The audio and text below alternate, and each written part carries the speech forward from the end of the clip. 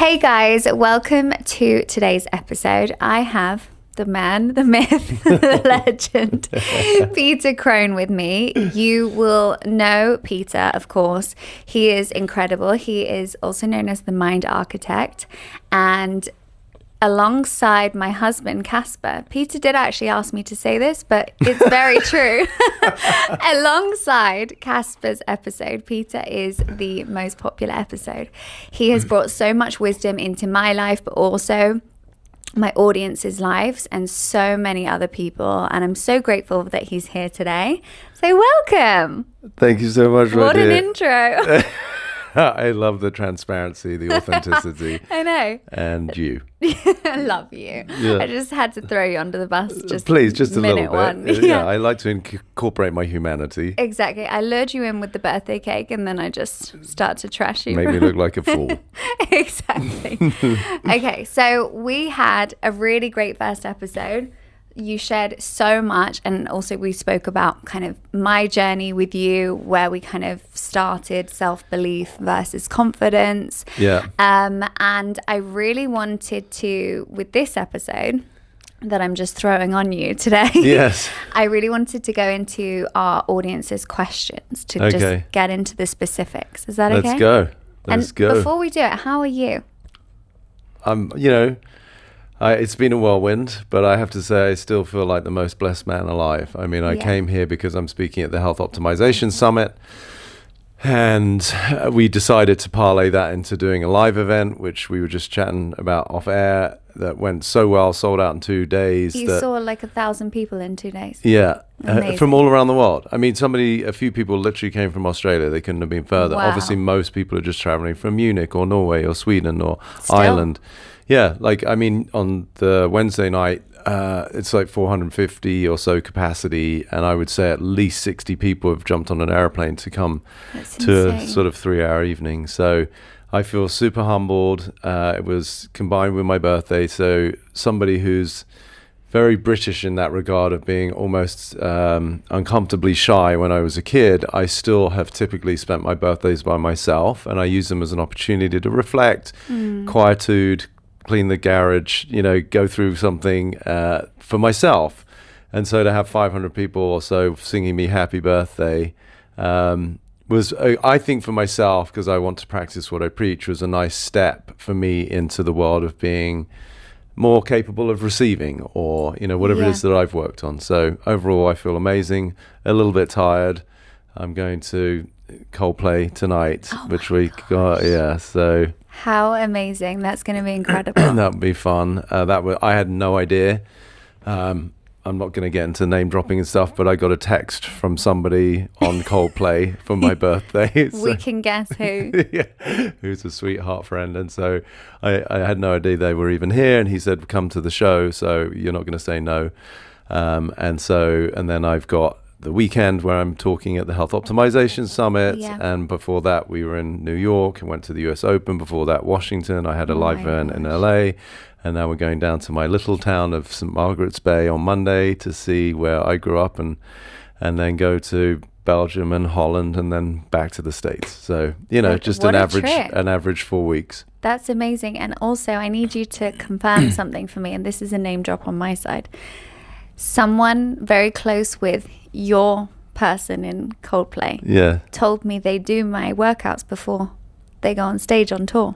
Really? Because I think their chef introduced them to the app. And that was like a real big moment for me. So you need to confirm that, because in my head, they are doing my workouts before they perform. I will keep that there. I like that. But double check that, fact check. Okay. But I've heard it's an incredible show. So amazing. Very jealous. Last time I was actually in London. I'm trying to now recall what that was for, but it was a few years ago, so I hadn't been here for a while. Yeah. And I did a retreat. I was here the last time, maybe. What's that? When you were last here, I think I saw you then, maybe. Briefly. Jenna, yeah. Yes, and I was doing that glamping event out in Somerset, and I, by the same person, was like constantly being asked, come to a show, didn't work out in America. And then it turned out while I was here, they were in Paris. And so I was like, how fun. So it was my first time, and I just jumped on the Euro Star, whatever it's called, went over to Paris for the night by myself.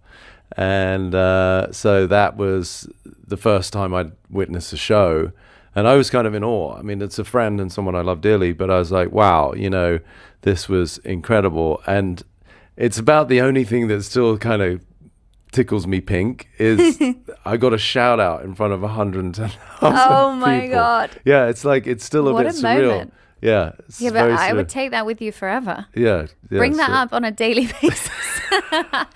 That's incredible. That's now going to be the introduction to every podcast Exactly, I'm on. yeah, he did Did get you a know shout that out. I got a shout out? Yeah. No, But there's something spiritual about concerts, I think, especially something like Coldplay. Amazing. It's such a beautiful show. The amount of love that's not just obviously being expressed through the music, but that is so evident in the audience. Yeah. Like it's just, it's really beautiful. So I'm That excited. shared energy as well. Yeah. Really special. Okay, well, I'm glad you look so happy, and I'm so happy to be sitting here with you. Likewise, I'm so And- excited for you and everything that's transpired. Like really, Thank just you. like I know when we our introduction really in Santa Monica Yeah. through our friend Jenna, you had no idea what you were walking into sitting down with me. Yeah. And it was both confrontational, but I would assert revelatory, right? It really shifted your whole 100%. life and maybe even was the precursor to why you've got this beautiful husband and now soon to be baby. Exactly, for sure. I wholeheartedly believe that. So thank you for that. Yeah, And we're going to get into so much on today's episode. Yeah, let's quick fire. Let's Q&A. go in. Okay. See what your audience wants to know. So I've categorized it. So we're going to start with self-belief, confidence, and comparison. Okay. So how do you differentiate between limiting beliefs and just being delusional? Someone asked, which I kind of love that question. How do you differentiate limiting beliefs and being delusional? Yeah, so I guess kind of like if you have a limiting belief and that's kind of holding you back versus you just thinking like, you've got no You're kind God's of... gift. Yeah. Because delusional could go in either direction, right? Yeah. So limiting belief we could see as sort of an inhibitor to loving life, whereas delusional, people who think that they're the greatest gift could also be delusional, but in a way that perhaps affords them a more joyous life because they think, well, I am the most incredible person on the planet. But so I would say either way, the thing to look at is that both of those belong to the identity or the ego or the persona. Right. So whether it's a limiting belief that's something that's holding you back, I'm not enough, I'm not loved, I'm not safe, I'm not worthy, whatever it is. Okay. It's a narrative that is belonging to the very structure of the identity that we've become misassociated with, right? The I that we think we are. Okay. Because even saying I'm not enough, it's not a truth. It's a way that we've defined ourselves, and we'll have all of the evidence we need from our childhood that, my sister or my brother was a better athlete or a better academic, or my mum always said, oh, you'll never amount to anything, or whatever we've used as the evidence to garner that belief. It's still fictitious. So Yeah. ultimately it's all delusional. If it belongs to the ego, it's all made up. That's the good news. Yeah. So whether it's at the extremes of arrogance, which is a compensation usually for insecurity, right? People who are super full of themselves, typically that's their coping for the fact that underneath it, they don't actually have a great self-image. Yeah. Or if you go into, but I'm worthless and nobody's going to like me and this is never going to work out. The good news is in both cases, it's all made up. Okay. So there's no real differentiation because they're still within the realm of some fictitious story about who I have become misidentified with. The tricky part is, especially as we get older, being able to discern the difference, meaning to be able to recognize, even though you might have felt inadequate for 40, 50 years, it's still not a truth. And so one of the distinctions I talk about is everything's real. Meaning if somebody lives in a world where they're not safe, their nervous system's going to be in fight or flight. They will have anxiety. That will manifest maybe as hypothyroidism or something where they're fatigued, they don't sleep well. That's real. It's impacting their life. Yeah. But it's but the core is not real. Not true. The core's not true, but the symptoms of that untruth are real. Well said. Whoa. Look at you go. Peter Crone 2.0. No, okay. My female doppelganger. But sometimes I just need to like... Yeah, put it into your own context. Yeah, slightly dumb it down a little bit. Precisely that. So the delusion, limiting beliefs, whatever arena, that's real. It's real. Yeah. There are people out there right now who are being abhorrent. They're being abusive in relationships. And there are people out there who are being overly nice as a compensation. Okay. But either way, the person who's overly nice might have learned to become a people pleaser as a compensation for the fact that deep down, they don't think they're enough. Right. It might present nicer than somebody who's cutting, a person off in traffic and telling them to go F themselves and being aggressive. But in either case, it's being driven by a fundamental lie about yourself. And what I find, I do want to get through all these questions, but just to add on, what I find with that is that for me personally, and I think a lot of people could probably relate to this, you feel like you've lived a few different lives and different versions of yourself. So almost like if I was to attach too much to my, if you want to call it like inner child or younger self or whatever, I feel like such a different person now. So it's almost like you're holding yourself back from attaching too hard to that, because we change and evolve so much, right? Yeah. And one of the ways to make it easier to actually integrate that distinction is to recognize that even in the course of the few minutes, 10 minutes we've been talking, nobody listening in that course of time has got the same body. Right? Have a subtle, because cells are dying, cells are replicating, hair is growing, have a nanomillimeter, but it's moved. Your heart is beating, blood is moving. So when you understand the nature of life, which is in constant flux, then if you look at it physiologically, it can help to sort of reverse engineer that into, what about me as an identity, as a conversation? Okay.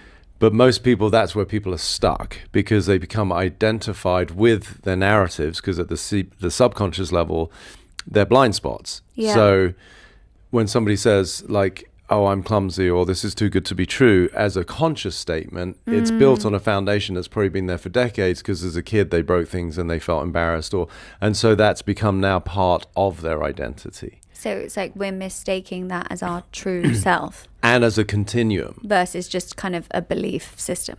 Which we can change any minute. Okay, amazing. Yeah, so that's where the freedom comes in, and what I distinguish between what most people are living in, which is a state of unconscious reactivity.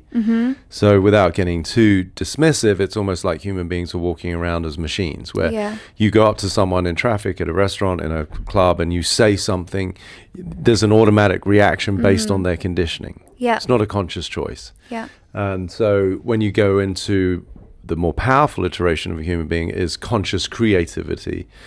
You declare yourself as a certain way of, existing, because you're making it up. Okay. And that's available. So it comes down to pure imagination. I remember one of my golfers, after a couple of months of working together, and he was doing really well, but he had struggled with some of the, work, because he was 30-something and got a lot of his inbuilt programs and habits. And then he sent me this text. He said, I just got it. I just got what you've been teaching me. He says it just comes down to whoever's got the best imagination. Wow. Yeah, because it's all made up. Yeah. It's just what most people don't realize is what they're making up is evidence for a history that they're trying to get away from.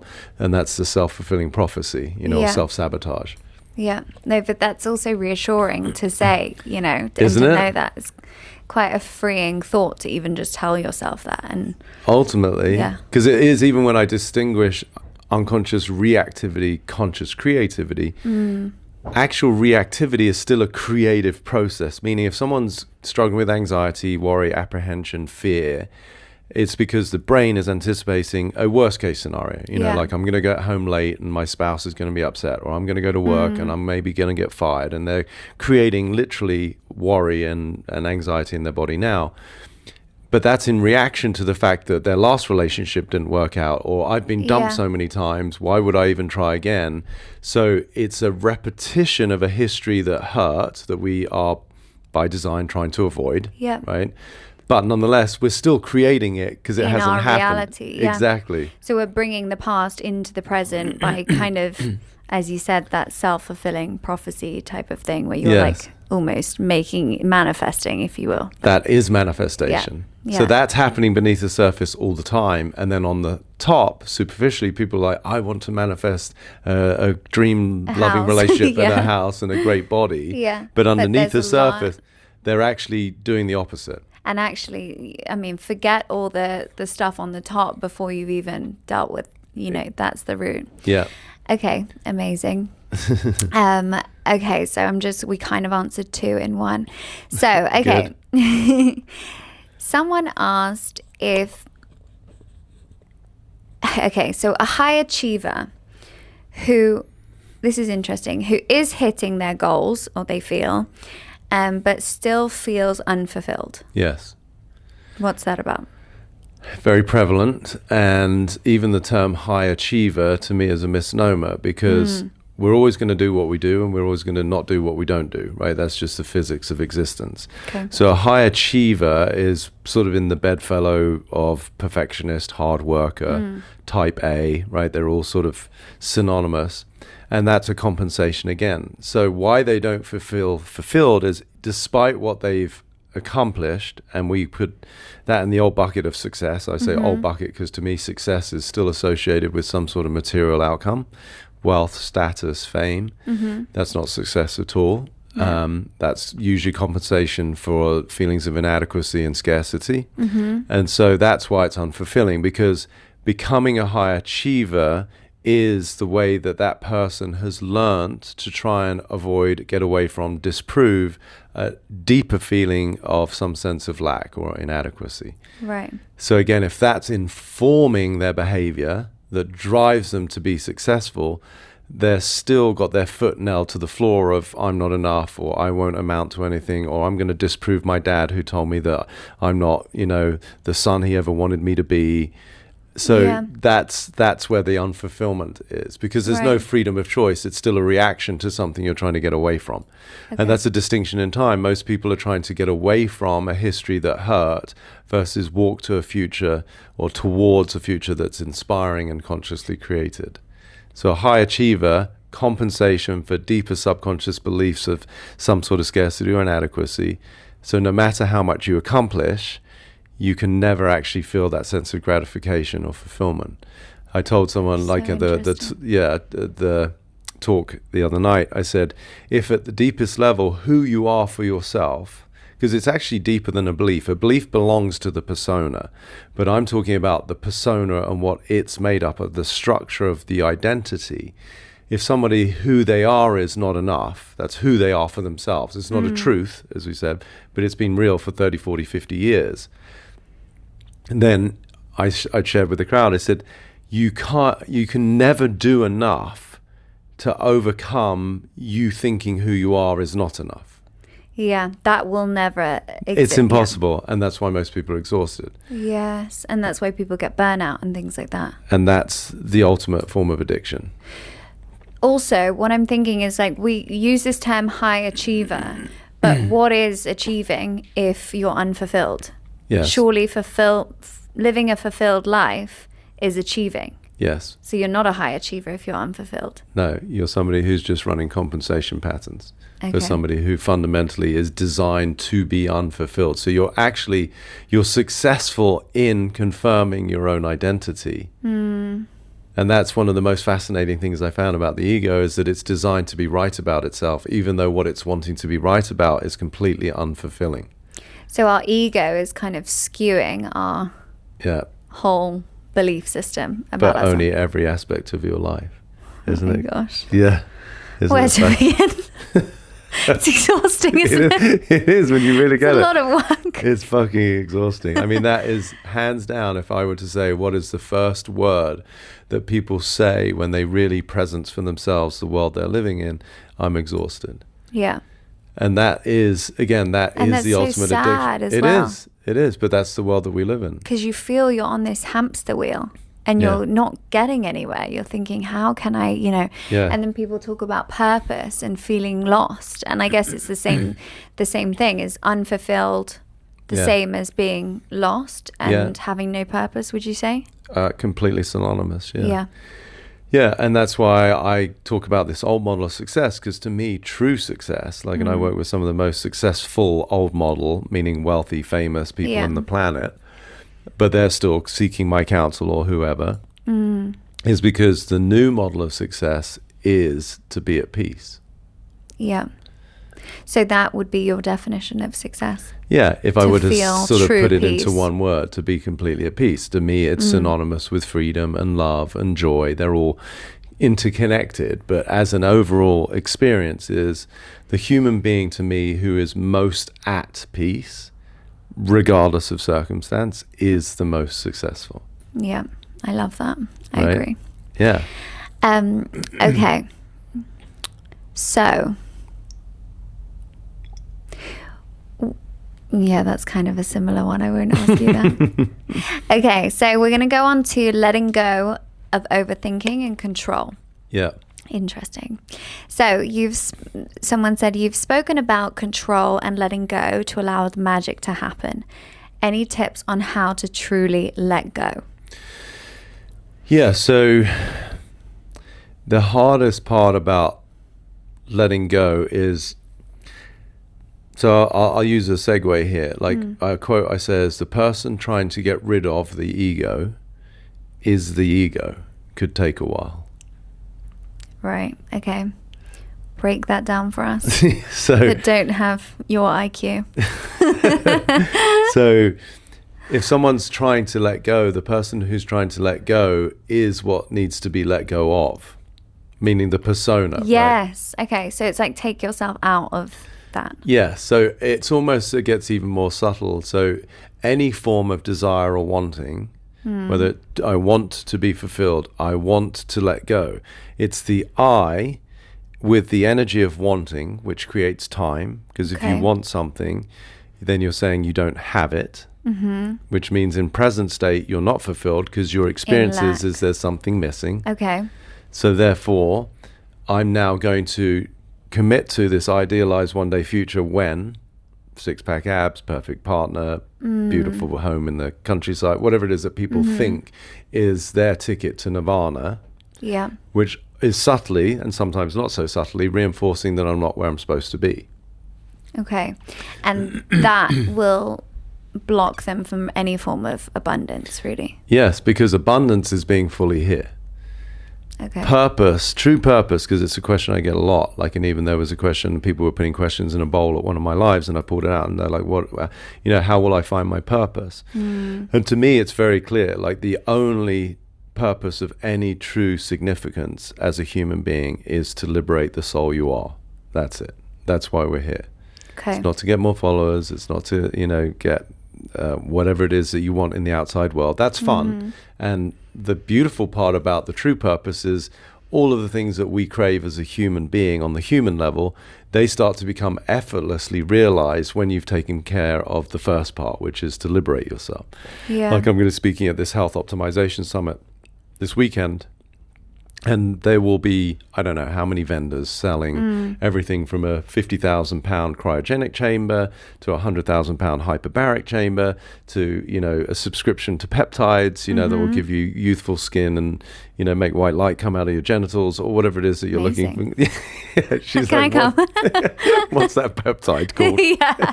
Yeah. And so that's all great, but my talk, not to spoil it, but will be, you can't access true vitality until you free your mind. Yeah. Because if you're living in a prison based on your own underlying stories of inadequacy, insecurity, or scarcity, I'm not something, it's usually in that language, I'm not enough, I'm not loved, I'm not safe, I'm not going to be okay, then you are in a state of separation. Then the primary emotion associated with that has to be fear, which means then the strategy is to survive. Okay. Most human beings out there right now Are in survival. Pure survival. They're under the impression they just got to make it. And often it's like the illusion is, I just got to make it through this week, right? Or I've just got to get to the end of the month. But of course, that never does anything, right? Because now you've gone into the next week after that. If anything, it's even worse, because then you get to that point where you're just getting to, and then you still feel unsatisfied. Of course, because during the course of that month, other things have accumulated. That's the nature of life because it's in constant flux. So it means that the second month, now you've got the other issues to deal with. So when people really get it, one of the most potent driving forces for a human being is they're under the illusion that they want to be somewhere else. So that takes them out of the present moment. So you're never here, which is the only place you can experience love, connection, potency of abundance and power. So just to kind of summarize, and our friend Jenna, who's just messaged me, always talks about your true essence. Yes. So really our purpose in life is to be at peace with that true essence. So to get back to the question, because I really do want to address that person's inquiry. Yeah. The idea of letting go, when you really start to understand these very subtle distinctions, it's not for her or him to let go of something, but it's for the relinquishment or the letting go of the her or the him itself. Okay. And that's where it gets kind of heady, I know. But because underneath it, the distinctions, to keep it simple, is the difference between being soul versus misidentified as human. So spiritual beings having a human experience, right? Yeah. So the human wants to let go, but the real power of letting go is not of what the human's dealing with, but of the human itself. Right. Okay. Yeah. So, because it's like a shorter quote I say, know you, no problem. Yeah. Because every problem anybody has belongs to the them that they think they are. Oh, they should be, have pressure to be, Yes, because the problem is that I'm not what I should be, and so one day this becoming, right? Enlightenment, most people think of as a time-based phenomenon, right? Where I'm becoming this or I'm getting somewhere, which creates time, because it's not now. Yeah. But the time component is the obstacle to the enlightenment, which is always available, by being totally at peace with the way that everything is. So if we remove that time component, that's helping us come back to the present moment, really, because we're always like striving for something, or when this happens, I'll feel whatever. But actually, that's the one thing we need to remove. Absolutely. Because it's being driven by the illusion that this isn't it, and I'm not who I'm meant to be. Because at one of the primordial wounds for every human being, regardless of your childhood, regardless of how immaculate and wonderful and loving your parents were, at some point as a kid, usually around 2 or 3, we realize or we experience that just being us is no longer enough. Right. Now, for some people, it's abhorrent, right? It's true abuse. It's being hit. It's being mistreated. For some, it's more subtle, like, oh, don't do that. That's wrong. That's bad. Johnny, stop doing that. And so for a baby, you're going to go through this. It's sort of wonderful to have this conversation with you as a penning mum. Is your baby for the first at least 18 months, probably certainly for a year, will have no sense of wrong or right, good or bad. Maybe won't even know what a name is, a nationality, or any of that. Yeah. They'll just be pure being. And for them to poop their pants, throw up on you, wake you up in the middle of the night, there's nothing wrong. They're just being. Yeah. But then as they start to learn language, which is where all of these insidious blocks live, like I'm not enough, it's not a truth, it's just a conversation, then that baby, with all of the best intentions, because you're going to be so conscious as a mum, right? But don't put that much pressure on yourself, because you're going to fuck it up, because the soul wants to learn certain things. Yeah.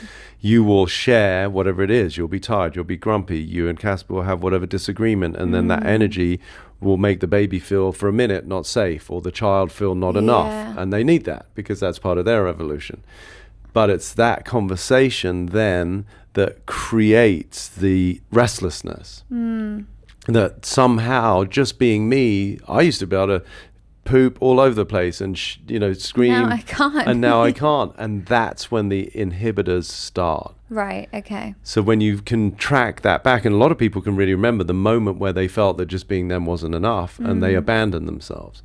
So really this whole journey, to me, which is so beautiful and magical when you really understand it, is that we arrive under the impression that we're these pure beings. Well, you're not. You're here because you've got a mission, which is to liberate the soul you are. And you've got these constraints around you that you can't see. It's an invisible cell, like a prison cell. Yeah.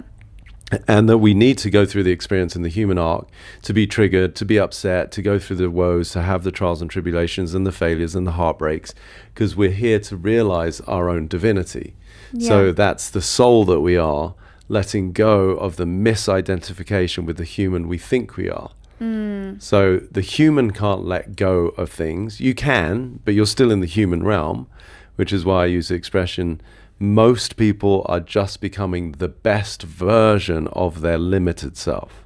Right. So, but with still a ceiling on that. Yeah. Yeah. And what I'm doing is busting down the walls and the ceiling and exposing your true nature, which is freedom. And inbuilt within that are the innate qualities that the ego wants. Meaning within the soul that you have freedom because you are freedom. You have love because you are love. You have worth because you are value itself. The human's craving those. You know, if I get enough followers, if I have enough money, then I'll be lovable. Yeah. So it's proposing that I'm not lovable as I am, which is the lie. So it's almost attaching that definition that you already have within you, but to achieving something that's in the future. Exactly. Okay. Versus recognizing, without sounding it's too in poetic, you. I am everything I'm looking for. Yeah. Okay. Yeah. Pretty simple, really. So simple. I mean, okay. So, how to stop an inner spiral and overthinking? Ironically, it's not about stopping it. It's about being big enough of a being to make space for it. Because How so? well, think about it. So the stopping, the desire to stop overthinking is itself the tension, the constraint, and the energy of resistance that creates overthinking. And then it creates the spiral because you're thinking, oh my God, I need to just stop this. I need to stop overthinking. I think we all have that, don't we? Every That's so human true. being, because part of the nature of what it is to be human is to feel overwhelmed, to feel confused, to try and be Okay. loved and accepted, and ultimately to survive, right? I want to be safe. Yeah. Whether that's in the form of a monthly check so that I can pay my rent or my mortgage, or whether it's because I have a partner who I know won't leave me and so I'm going to be okay. Whatever it is, it's still superficial. It's not actually authentic. So to stop overthinking is to recognize not the stopping of the overthinking, but why the overthinking. Where is the overthinking coming from? So awareness is always the first step to bring that which is unconscious conscious. Carl Jung had a beautiful quote saying, until the unconscious is made conscious, it will drive your life and you'll call it fate. Okay, wow. Yeah, it's powerful, isn't it? So I say subconscious, but same thing, which is to bring awareness to that which you're oblivious to, which itself is the mechanism that creates overthinking. Because if who you are, let's use overthinking typically is going to be a strategy that is the behavioral adaptation for somebody who just doesn't feel safe. And that's a very popular one, right? If you don't feel safe, and not safe could be physically, but it could be emotionally, it could be financially, but basically in the realm of insecurity. And then think about that. If inside of myself, in my every moment existence, I don't feel at ease, which itself is dis-ease, the absence of ease, which is the precursor to disease, right? So if people want to understand that cascade, overthinking is a strategy that is commensurate with somebody who's not at ease. Because what are you trying to do? You want to try and figure out how to get out of discomfort and find comfort. We're wired to avoid pain and find pleasure. Okay. So overthinking itself can't be stopped, because that's as redundant as, say, you have a pan on a stove and it's filled with water, and the problem is it's overspilling, right? Overthinking, there's too much action. Yeah. Because it's boiling. Western medicine, psychiatry would be like, don't worry, we've got the solution. You need 10 ice cubes 3 times a day, and you won't boil over. Yeah. SSRIs, the beta blockers, and you know, the benzodiazepines, and people are taking these things to try and mitigate overthinking. And what I'm doing is I'm turning off the flame. Yeah. Okay, I love that. So we just need to learn how to turn off our own inner flames. Yes. And the triggers and the roots of that, and really kind of, it's funny because when you are overthinking about something, your natural reaction, as you said, is to just push it down. Stop. Why am I overthinking? I need to just stop. Mm-hmm. And but actually it helps to kind of move through it a bit more and find out the root and the trigger of that. So yes, it's about recognizing the root cause of the overthinking. So again, it's like we want to reverse engineer, and rather than stop the thinking or try and actually find a solution for the thinking, whatever we're sort of obsessed about, like we're going to naturally want to come up with some sort of strategy or solution for whatever the woe or the angst is. Mm-hmm. And what I'm saying is we want to reverse engineer, where is the thinking coming from? Yeah. Why am I so concerned about this situation, this relationship, this, what somebody said the other night, or this comment on a post, or, what is it? And you can almost do it as a impersonal experience or an investigation. Who would think like that? Yeah. Like if you were imagining some of your friends, and we all know the friend that's more anxious, or the friend that's like overly, and like we said earlier, arrogant, or the friend that just doesn't want to go out because they're super shy. And if we were to sort of categorize our own thinking as a personality, then, as I said, somebody certainly in the realm of overthinking, they're probably underneath it. They just don't feel at peace. Yeah. Which is usually something to do with I don't feel safe. And then if you were to go back and go, wow, I grew up in a family where my parents fought all the time, and my dad, especially if he had too many cocktails, I was really scared of. So when you're a little baby, dependent or a child on care providers making you feel safe, by being seen, heard, and held, most people never have that. Yeah. And so they develop whatever means of experience of how they relate to life, which is in the realm of relationships, they don't automatically feel unconditional love. It's something you have to work for. Yeah. I have to behave a certain way for my partner to love me. So now you're in the strategy game.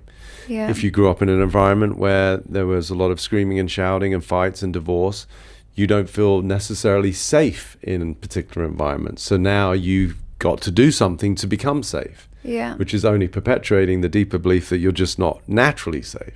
Yeah. So that's why I say I don't solve problems, I dissolve them. And what I'm doing is dissolving the story that is the foundation for the overthinking, the restlessness. Yeah. Okay. In the absence of that, like you obviously couldn't make it, but you've seen me work before. If I help somebody see, like there was this one girl who thought, that I worked with, brought her up on stage, that it's all up to her. Yeah. And that's how it occurred to her. Like she has to, it's up to her or it doesn't happen. And when you live in that world, I'm exhausted and I feel like I'm failing all the time. But in the absence of the thought that it's all up to you, if that's gone, how would you feel? She's like, relieved, I feel so free. fucking, yeah. Yeah. So that's just the process. Removing that one thought. Yeah, it's like Jenga of the mind. Yeah, you it pull is Jenga. Mental Jenga. It is. Okay, next question. Let's go to... Okay, this is kind of more of someone on a new health and wellness routine. Okay. So someone said, I'm someone that's starting a new health plan, but I'm feeling like a failure if I have one off day. Okay. So there's no real question there, but I get what she's implying. Okay, great. So what we can hear is, first of all, if she's starting on a new health plan and then feeling like a failure, she has an off day. What I hear immediately underneath it is there's an immense amount of self-judgment. Yeah. Which is why she's probably in the position that she has to start a new health plan, because who she's been for herself before is somebody who doesn't recognize her own value, which is obviously judgment, right? That I'm not this, I'm not that, I'm not as pretty, I'm less than my brother or my sister, I'm not enough, I'm not loved for who I am. So when you live in that dynamic in those conversations, then it's natural for you to want to, not consciously, but self-destruct. Yeah. Which means, therefore, whatever she's dealt with, she's overweight, she's like the sabotage that has led to her thinking, I need to get my shit together, start this new health program, which is great. I freaking applaud it. I acknowledge the efforts. But it's like, if you don't address the underlying narratives of who you are for yourself, then it's like hitting your head up against the wall, because your deep programming is, I'm not something, not enough. Yeah. your conscious choices, but I want to be in shape or take care of myself. And so it's kind of like mismatched and super outweighed in one direction, right? Meaning the deep subconscious patterning has got all the gravity, all the weight, all the evidence and decades of practice versus a week or two of a new program. So rather than feeling like a failure or beating up on herself, I would actually say you're right on track. So it's actually acknowledgement of like, wow, in a humbling way, look at what I've accomplished. I did 5-6 days out of the week against the big beast of my 40 years of conditioning of inadequacy. Yeah.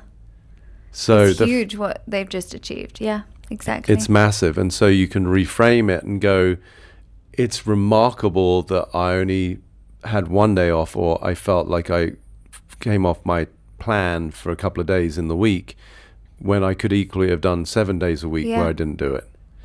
And also just on coming from a different point of view, I feel like everyone has an off day, or what you want to call an off day, and that's okay. And I think that, like you say, if you get to the point where you're able to really look at what you are doing for yourself in that rewiring sense, you're then able to almost embrace that off day and not see it as an off day, but see it as almost like you recharging, taking stock of what you've just achieved, and then going into the next day stronger and more kind of reflective on that. For sure. And I think that's why I said to have more patience and forgiveness, which most people struggle with, because we're wired to criticize and judge ourselves, which then gets projected out into the world, and why people have discourse and disharmony and dismissive energy towards even their loved ones, right? Because they're living in a world of self-judgment. So it's actually even more slippery, right, is to recognize, wow, I've got decades typically of conditioning that I'm not enough, I'm not loved, I'm not wanted, whatever it is. And the fact that I'm even trying to forge a new identity is such a huge undertaking. Yeah. And so to acknowledge oneself that, you know, to change your wardrobe for a lot of people is it's exhausting, you know, but relative to changing the wardrobe of your soul, like what a huge task, you know. And so it's Herculean to even want to make those changes. Now I do it in a way that it can become instantaneous, because I'm removing these lies, right? Like enlightenment is a process of destructing untruths. It's the dissolution process, right? So it's like Michelangelo's David. He was asked, how do you create this beautiful sculpture of David out of just a big block of marble? He said, I didn't. David was already in there. I chipped away everything that wasn't David. Which is such a beautiful metaphor for like what I feel we're doing as humans. We arrive with the blocks of marble around us. And get more as we go through life. Certainly more evidence for them, right? And so the longer that they stay in position, which is akin to in your world of health and fitness, like, you know, what is one of the perennial conversations of weight loss? Like for how many decades has Men's Health had the same dude or a dude with a six-pack on the, you know, like how to get six-pack abs, you know, it's like, it doesn't work because we've accumulated over time, which is the first stage of disease in Ayurveda. There's 6 stages of disease, and the first is accumulation, where you hold on to something that then becomes an aggravation, and there's a whole cascade. And so it's really ironic because the ego, based in scarcity, wants more, which is why every infomercial and all of the sales appeals to the part of our brain that thinks if you buy something but you get something extra, aka more, it's great because we feel scarce. But then if you understand that same dynamic, which is if we're looking through the lens of inadequacy, we want more, but what's the first stage of disease? Accumulation. Right. So it's a complete contradiction. Isn't it? And a vicious cycle. So for this person to just recognize, okay, fine, I fell off the wagon for a day or two. Yeah, but look at the 5 or 6 days that you went completely against years and years of conditioning. Yeah. So in a non-condescending way, it's like be proud of yourself for that. Yeah. Yeah, and acknowledge that growth. Yeah, because that then itself becomes the fuel and the energy for motivation of look what I have accomplished in the face of myself. I can remember, again, one of my athletes, when he recognized his shortcomings, he was quite literally blown away by what he'd accomplished in spite of himself. Meaning his deep conditioning of feeling like he wasn't enough or whatever it was. It's like, whoa, look at what I've done, how talented I must be to sort of, in my own energetic way, accomplish physical success in a invisible prison. Yeah. And then that gives you that push to then go on to the next thing, and maybe your next stint will be longer, and then it just becomes a part of your life before you know it. And that comes back to why I said, to me, the only purpose of being human is to liberate the soul you are, because once you get a glimpse of it, you realize that every other pursuit is fool's gold. Yeah. You're trying to add, wings to a caterpillar versus go through the process of metamorphosis. Love that. There's so much wisdom in this episode. Seriously, I'm like wanting to respond to, but at the same time trying to go through everyone's questions. Okay. So, relationships. Let's get right down into it. Nitty gritty. The nitty gritty. Someone asked, how do we know each other? But we kind of already answered that. Jenna set us up on a session, didn't she? Yes. And we met in Santa Monica, and that was, I still remember when I think I said this in the first episode, but when you told me, like part of our work was about safety and feeling safe, and then you drove me to the restaurant and I didn't put my seatbelt on. Like it worked pretty quick. You're not that safe. Like, I feel so free, I don't even need this. Yeah. Anyway. Okay. So someone asked how to be ready to meet Mr. Right. I'm doing it all. I'm working out, I'm meditating, career therapy, all the things. So how to prepare yourself for a relationship, I guess. And the right relationship, a healthy relationship. Yeah. No, it's a very popular question, and I get it. And even in the actual framing of the question, she's reinforcing what I said earlier is like wanting something, even though here it's like slightly more elegantly proposed of like, how do I prepare? But it's still saying I don't have. Yeah. And so the frequency of that person, so right now she could be working out, doing all the things. But if I told her that Mr. Right, in this case, shows up in 2 months, how would you feel? Her whole disposition would change. That is such an unbelievable nugget, because that kind of, we're all conditioned to prepare for something, like, aren't we? Especially when it comes to relationships. Like, how can I just get myself, ready for this moment or this date or this person or whatever? But actually just taking that away just makes you feel much more confident. Yes. You start to, you're able to work on things that you're not able to work on during that preparation. So that's amazing. Go on, sorry. Because what I hear in the question is this is a very thought-provoking distinction, but I'll share it with you because I know you love the work. For the most part, people's futures aren't created, they're remembered.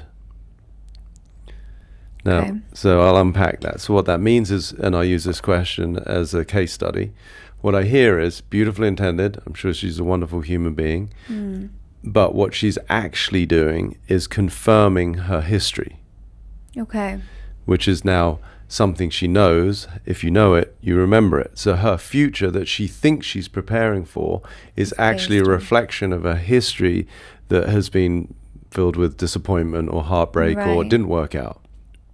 And in fact, even when I hear a father, for example, say, they were raised by a dad who was emotionally unavailable, never told them that he loved them, wasn't very affectionate, and so I'm doing the opposite. I want to make sure my kids know. I'm like, well, then you're being like your dad. And they're like, what?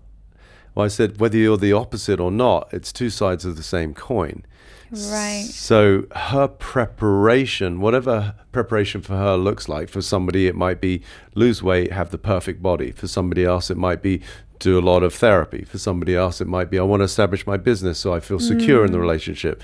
But their preparation will be a reaction to a history where they assume disappointment. Yeah.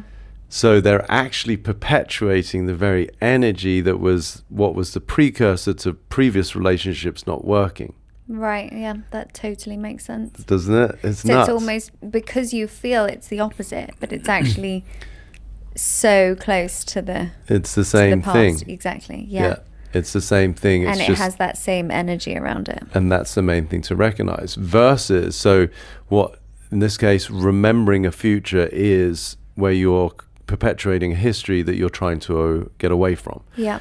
So preparing in this case is less, what I hear is less preparing for a future and rather trying to get away from a past, Okay. which you can't get away from.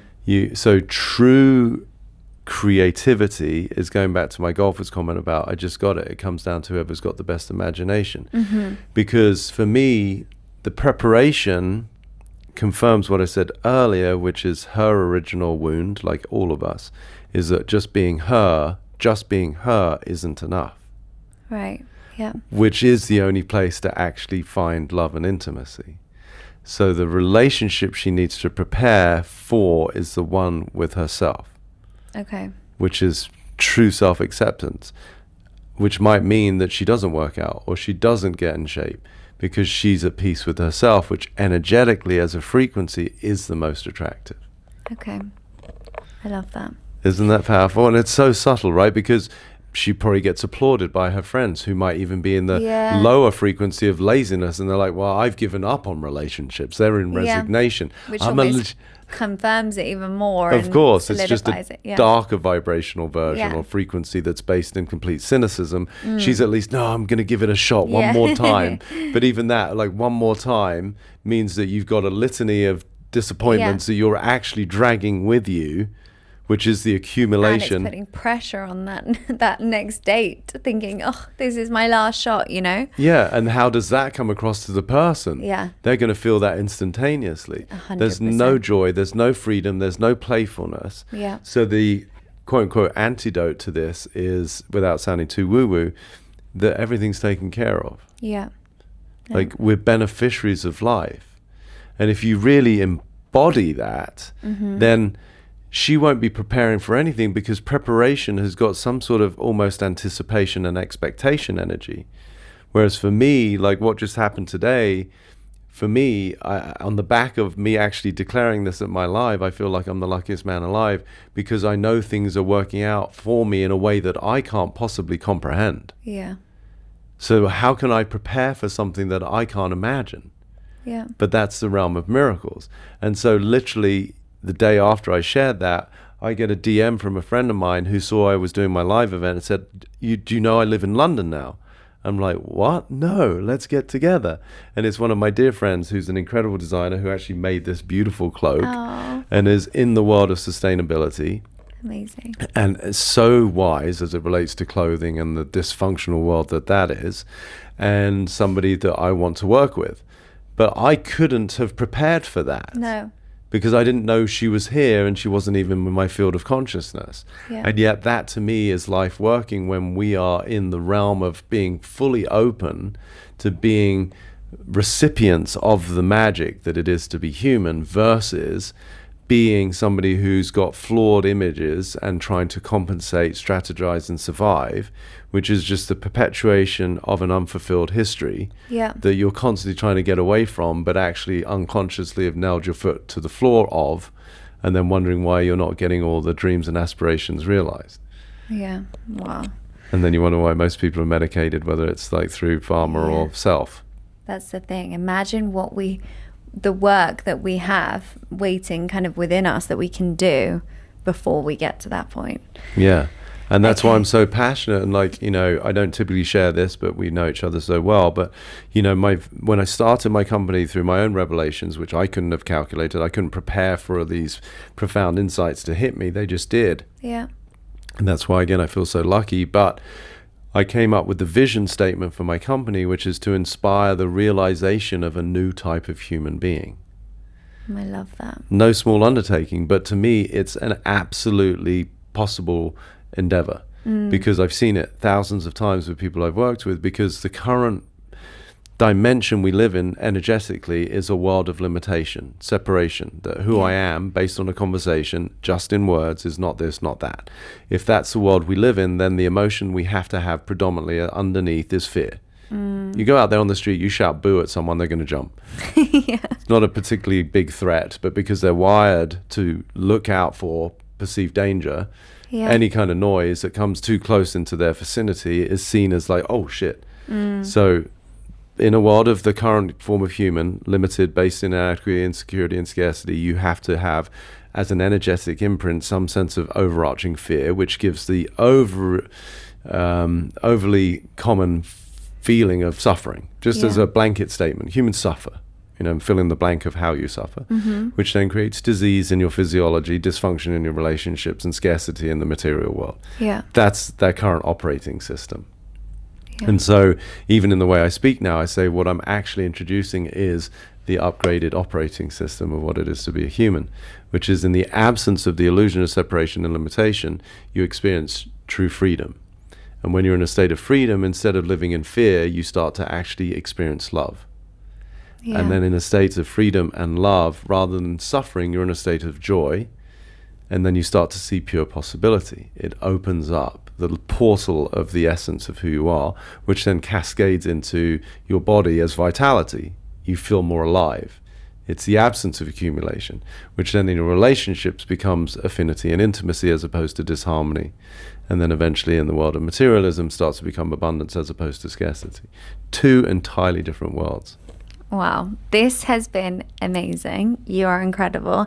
And also I feel you're really, there's a lot of noise in the wellness space, and I just feel I just want to say this on a personal note, you're so, I can't think of another word, but you are so authentic and genuine, and you are really living all of this, and you're so open and kind with your wisdom and helping so many people. Thank you, my dear. That means a lot. And I'm still a work in progress, just so people don't put me on a pedestal. Okay, let's finish on a super, super quick round because I want to just get as much as I can out of you. Okay, so this is going to be a bit more lowbrow, shall we say? We can do that. What's your biggest wellness ick?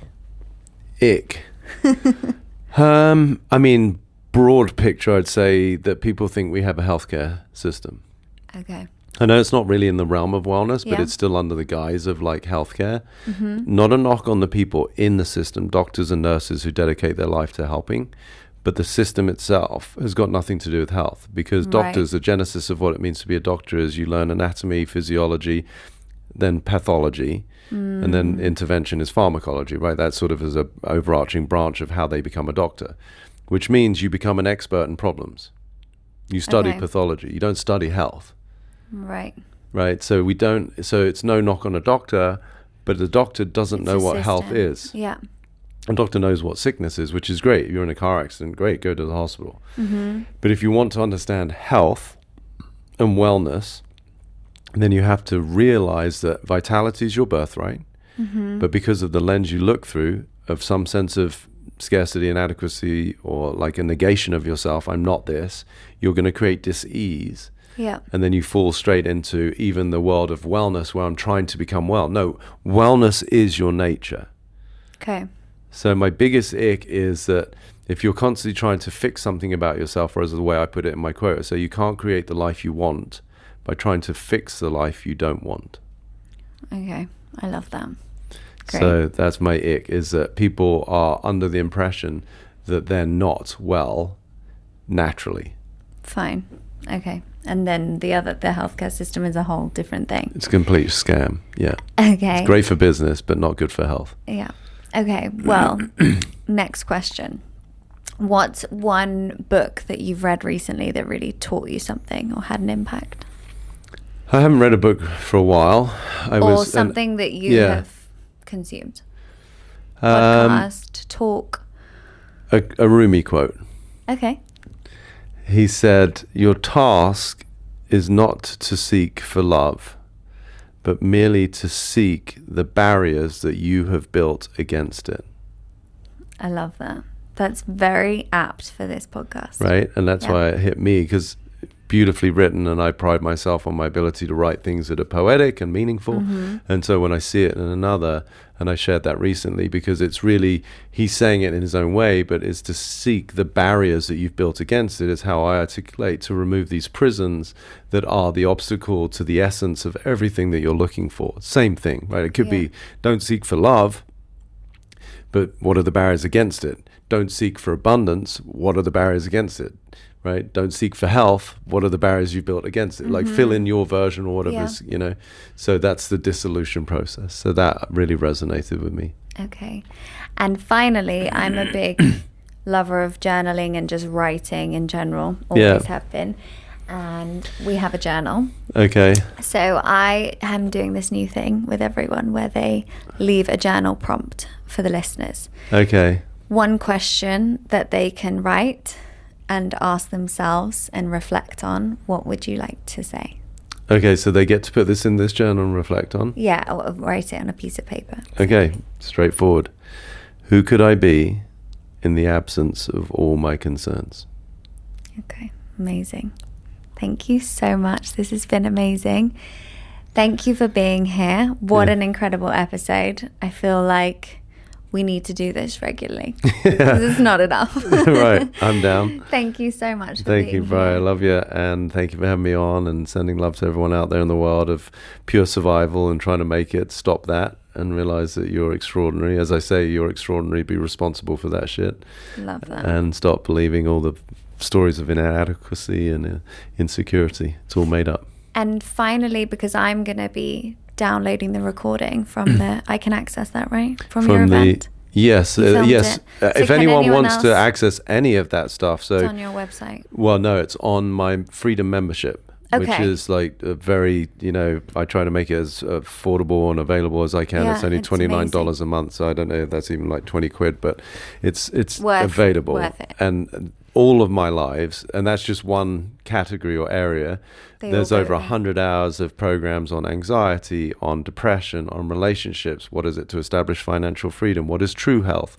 So yeah, but if all they wanted was the lives, then that more than covers the cost of the, you know, $200 or whatever it was ticket to attend. You know, you get basically a year worth of freedom almost for that. So definitely download that, guys. Thank you so much. Thank you everyone so much for listening. I hope you enjoyed today's episode. See you next time.